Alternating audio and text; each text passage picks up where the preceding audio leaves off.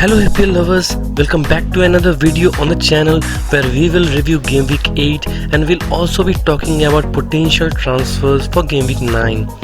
And before we get into the video, please do subscribe the channel and hit the bell icon to get the notification. So with that being said, let's get started. Last week before the deadline, I transferred in Koppel in place of injured Castagne, seeing some easy fixtures from West Ham United. Well, it turned out to be a good transfer as West Ham won 1-0 over Fulham and a bonus of 2 points for Koppel. He created 2 chances and attempted train crosses in the match. I was actually surprised to get 6 points from Martinez as Martinez was against his former club Arsenal, and I didn't expect Aston Villa to register a 3-0 win over Gunners. Martinez was hardly tested by Arsenal attack. Chilwell, as expected, provided me with a solid 8 points with his goal against Blades. He provided 9 accurate long balls and created 2 chances. He also had 3 shots on target, which is a great stat for defender. Robertson was disappointing for me against City. He didn't register any shots on target, he created just 1 chance and provided me just 2 points. Now jumping into the midfield, Mo Salah with a penalty against Man City and a bonus of 2 points was a good return in my point of view. I would not have cared if Salah blanked this game week as the fixture was a difficult one, but yeah, I was pretty much happy with his return. The Egyptian also attempted 3 assists during the match, which was the maximum during this match. Now after an enormous start to the season, Son has 2 consecutive blanks to his name. He did take 3 shots on target and missed 1 big chance to put Spurs ahead against West Brom, taking too long to set himself and allowing defender to get back and block the shot. Now seeing the Spurs fixture ahead, it's a question whether I will be keeping Son instead of transferring in United players. Grealish was not so rewarding, seeing the scoreline where 3 goals were scored. Grealish was successful in registering just 1 assist. He did create 3 chances and 2 shots on target but failed to return some good figures. Same goes with Zaha, who also failed to return some good figures in spite of a huge scoreline of a 4-1 against Leeds. He was successful in registering just 1 assist. Now coming to attack. Bamford scored 1 goal in the defeat against Palace. He was unlucky to be disallowed 1 more goal, which was offside, but did provide me an extra bonus of 1 point, which for me was a pretty much good. Everton was not at their best against United, losing the match 1-3. Still, Calvert-Lewin was lucky to provide an assist. He had the least number of touches of any outfield player to play for 90 minutes. Pretty much bad day at office for Calvert-Lewin. And finally my captain Harry Kane.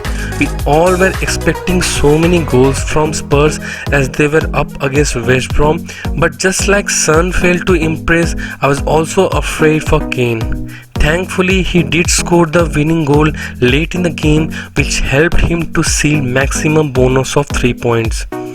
It was a good game week before international break where except Robertson and Son all chipped in points.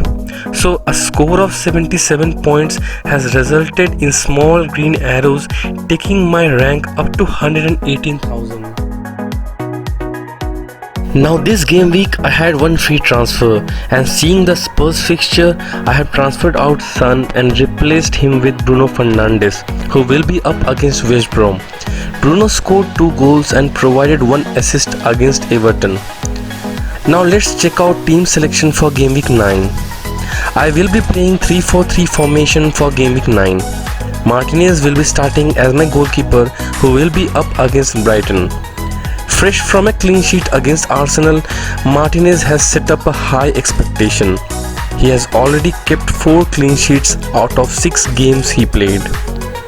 In defense, Soufal will be up against Sheffield United.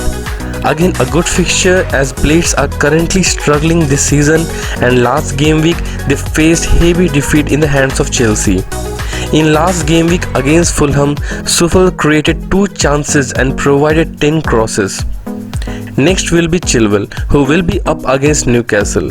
Chilwell is in great form and again a good fixture, but only concern is that he was forced off during his match against Belgium, and it is yet to be seen the extent of the back injury he faced.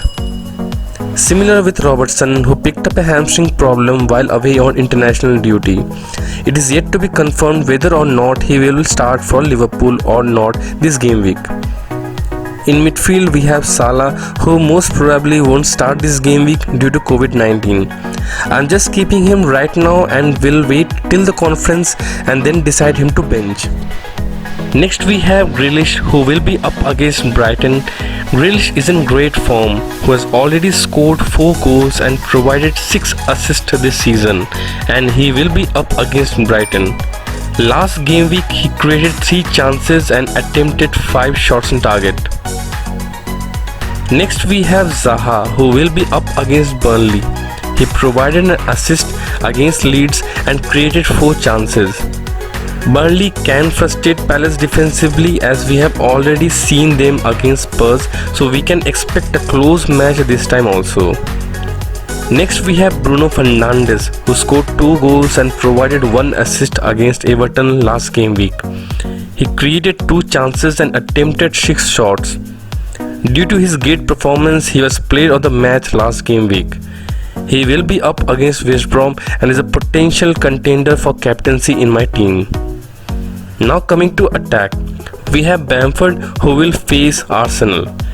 Bamford has already scored 7 goals in this season, and seeing Arsenal defense last week, we can expect goals from Bamford due to Leeds' attacking approach.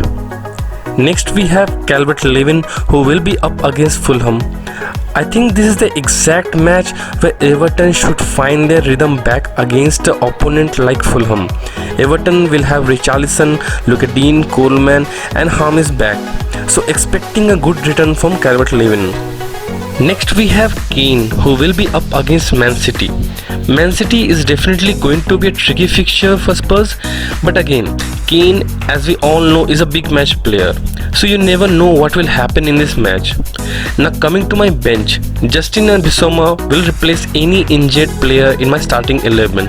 I will have to take additional hit if I see more than 2 players are not fit to play in my starting 11. So all depends upon the press conference.